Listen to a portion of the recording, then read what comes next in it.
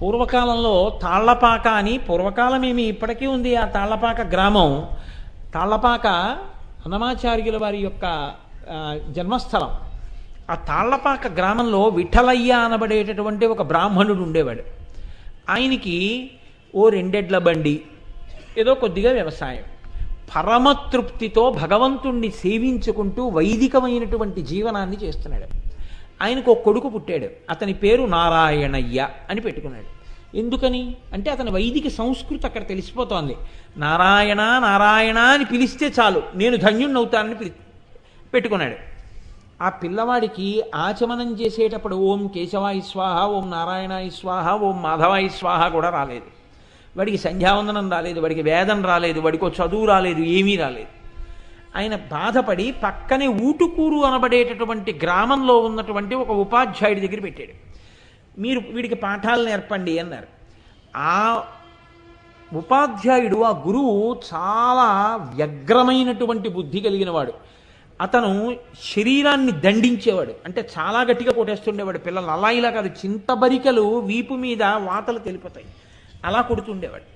పాపం ఈ పిల్లవాడికి ఇంటికి వెళ్ళిపోతే తండ్రి కొడతాడు, అక్కడ ఉంటే చదువు రావట్లేదు సరికదా, గురువుగారి పేరు చెప్పేటప్పటికి ఉన్న చదువుపోతుంది, అంత భయపడిపోతున్నాడు. ఇప్పుడు ఆ పిల్లవాడు చాలా చిన్న వయస్సులో ఉన్నవాడు ఆలోచించాడు. అసలు వాడికి బతుకు మీద విరక్తి వచ్చింది. ఇక నేను బతకడం అనవసరం, ఇంటికి వెడితే నాన్నగారు కొడతారు, ఇక్కడుంటే గురువుగారు కొడతారు, రెండు చోట్ల నాకు దెబ్బలే తప్ప నాకు చదువు వచ్చేటటువంటి యోగ్యత కనపట్టలేదు, కాబట్టి నేను నా శరీరం విడిచిపెట్టేస్తాను అనుకున్నాడు. ఎలా విడిచిపెట్టేయాలి? వాడికి చిన్నతనం, వాడికి చావడం కూడా తెలియదు పాపం. అందుకని వాడు ఆలోచించాడు. ఆ రోజుల్లో పెద్దవాళ్ళు చెప్పుకుంటూ ఉండగా విన్నాడు. ఆ ఊరి చిట్ట చివరిలో ఊటుకూరు అనబడేటటువంటి ఊరు చివర పొలిమేరలలో చిన్న గుడి ఉండేది. అందులో చింతలమ్మ అన్న పేరుతోటి అమ్మవారు ఉండేది. ఆ అమ్మవారు చింతలమ్మ అని పేరు ఎందుకు వస్తుందంటే చింత చెట్టు యొక్క కొమ్మలు గట్టిగా ఉంటాయి. ఆ అమ్మ కొమ్మలు అంటే ఆ అమ్మ చేతులు అమ్మ కాళ్ళు పట్టుకున్నవాడికి కింద పడ్డాం, చింత చెట్టును పట్టుకున్నవాడు కింద పడ్డాం. అలాగే అమ్మవారి పాదాలు పట్టుకున్నవాడు కింద పడ్డని చెప్పడానికి చింతలమ్మ అని పేరు. కాబట్టి లేదా మీ చింతలు తీయగలిగిన తల్లి కాబట్టి చింతలమ్మ, ఆవిడ్ని చింతించే భక్తిని ఇవ్వగలదు కాబట్టి చింతలమ్మ. కాబట్టి ఇప్పుడు వాడు ఆ చింతలమ్మ అనబడేటటువంటి తల్లి ప్రతిరోజు రాత్రి ఊరి బయటకు వస్తుందని, ఊరి బయటికి వచ్చి ఆవిడ తిరుగుతూ ఉంటుందని, మళ్ళీ తెల్లవారే వేళటికి ఆవిడ గుళ్ళోకి వెళ్ళిపోతుందని. కాబట్టి కొద్దిగా చీకటి పడుతుండగా ఆ రోజుల్లో తొందరగా రాత్రి భోజనాలు చేసేవారు. భోజనం చేసేసి పడుకున్నారు అందరూ. ఈ పిల్లవాడు ఆ గుడి దగ్గరికి వెళ్ళాడు. ఎందుకు వెళ్ళాడు? ఆ గుడి పక్కన ఒక పెద్ద పుట్ట ఉంది, అందులో ఒక కాలత్రాచు తిరుగుతుంటుంది. అసలు ఆ పాము కరవక్కర్లేదా, ఆ పాముని చూస్తే చచ్చిపోతారు అని ప్రచారం ఆ రోజుల్లో. అటువంటి పాము అది, ఆ పాము. కాబట్టి పిల్లవాడికి ఎంత వైరాగ్యం వచ్చిందంటే ఎవ్వరూ ఇహ చీకటి పడ్డాక ఊరు బయటికి వెళ్ళరు, పాము కనపడుతుందన్న భయంతో. పిల్లవాడికి ఎంత వైరాగ్యం వచ్చిందంటే ఆ పాము కరిస్తే చచ్చిపోదామని వెళ్ళాడు. వెళ్ళి ఆ పుట్ట దగ్గర కూర్చున్నాడు. ఆ పాము రాలేదు. వాడికి ఎంత చిరాకు వచ్చిందంటే ఇంకో పావు గంట పాము వచ్చే వరకు బతకడం వాడికి ఇష్టం లేదు. అందుకని వాడు ఏడుస్తూ చెయ్యి తీసి పుట్ట లోపలకంట పెట్టాడు. మోచెయ్యి వరకు వెళ్ళింది, చెయ్యి వెళ్ళలేదు, పాము కరవలేదు. వాడు ఏడుస్తున్నాడు. దేనికి ఏడుస్తున్నాడు? పాము కరవలేదని ఏడుస్తున్నాడు. పాము కరిచేస్తే బాగుండు, చచ్చిపోతానని చెప్పి చెయ్యి అందులో పెట్టుకుని ఏడుస్తూ కూర్చున్నాడు. బాగా చీకటి పడింది. అమ్మవారు బయటకు వచ్చింది గుళ్ళోంచి. చూసింది ఆ పిల్లాన్ని, గభాలను రెక్కట్టుకుని పైకి లాగింది. ఎందుకురా అబ్బాయి పుట్టలో చెయ్యి పెట్టావు అని. అమ్మే కదండి, ఏ పేరుతో ఉన్నా అక్కడ అమ్మ ఉండడమే కారణం. ఈ పిల్లవాడు ఏడుస్తూ చెయ్యి పెట్టినా మనుష్యులు ఎవరైనా తిరుగుతారేమో అని ఆవిడ బయటికి రాలేదు, కానీ ఆవిడ శాసనం పాము కుట్టలేదు, పాము కరవలేదు. ఇప్పుడు ఆ తల్లి అడిగింది, ఎందుకు ఏడుస్తున్నావురా అబ్బాయి నువ్వు, ఎందుకురా పుట్టలో చెయ్యెట్టావు అంది. అమ్మ నాకు చదువు రావట్లేదమ్మా, నన్ను గురువుగారు కొట్టేస్తున్నారమ్మా, ఇంటికి వెడితే నాన్నగారు కొట్టేస్తారమ్మా, చచ్చిపోదామని పుట్టలో చెయ్యి పెట్టానమ్మా అన్నాడు.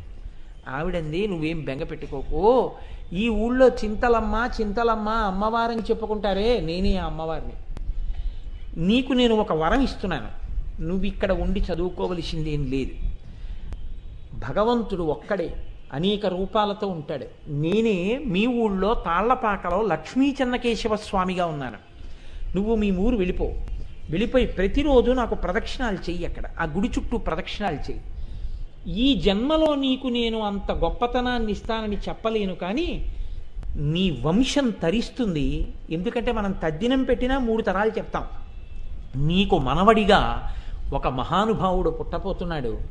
ఆయన వాగ్గేయకారుడై వెంకటేశ్వర స్వామి వారి మీద కొన్ని వేల సంకీర్తనలు చేసి మొత్తం జాతినంతటినీ భక్తి రసంలో ఓలలాడిస్తాడురా.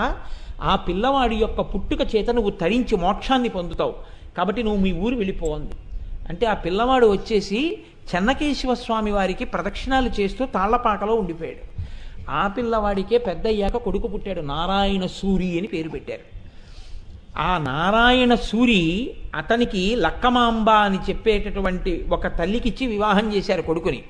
ఆ కొడుకు కోడలికే మహానుభావుడు వెంకటాచలం వెళ్ళి నారాయణ సూరి లక్కమాంబ స్వామి పుష్కరిణిలో స్నానం చేస్తే వెంకటేశ్వర స్వామి వారి నందక ఖడ్గం బయలుదేరి చిరుగంటలు మోగుతుండగా ఆవిడ కడుపులో ప్రవేశించినట్టు కలొచ్చి మహానుభావుడు వాగ్గేయకారుడు 32,000 సంకీర్తనలు చేసినటువంటి అన్నమాచార్యుల వారు కొడుకుగా పుట్టారు.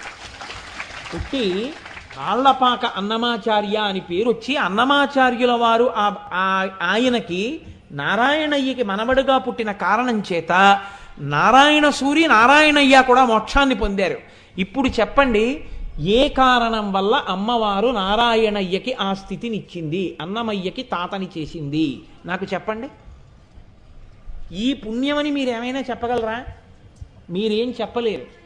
అమ్మవారి గుడి దగ్గర కూర్చోవడం, అమ్మవారి వంక చూసి మాట్లాడడం, తన కష్టం నిజాయితీతో ఆవిడెవరో తెలియకపోయినా చెప్పుకోవడం అమ్మ ప్రేమకి కారణమైంది.